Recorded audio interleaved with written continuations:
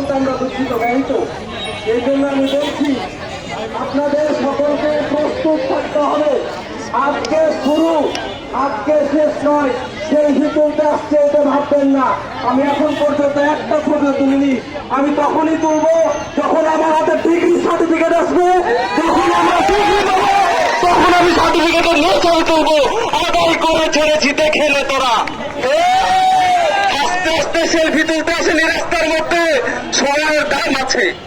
একটা রিক্সা চালক যদি এখন রিক্সা চালায় সারাদিন 1000 টাকা ইনকাম করবে। আমরা সময় বাদ দিয়ে এত কিছু বাদ দিয়ে আসছি, আমরা সেলফির জন্য না। মনে রাখবেন, ডিগ্রির জন্য আসছি। আমরাও পারবো বিশেষ দিয়ে দেশের কোনো বড় বড় প্রতিষ্ঠান পরিচালনা করতে। নিজেকে ছোট মনে করবেন না। ইংলিশ মিডিয়ামে পড়াশোনা করছেন, প্রয়োজনে দরকার হলে রক্ত দিয়ে আগুন দিয়ে পুরো দেশকে জানিয়ে গেল ডিগ্রি আদায় করে থাকবো আমরা।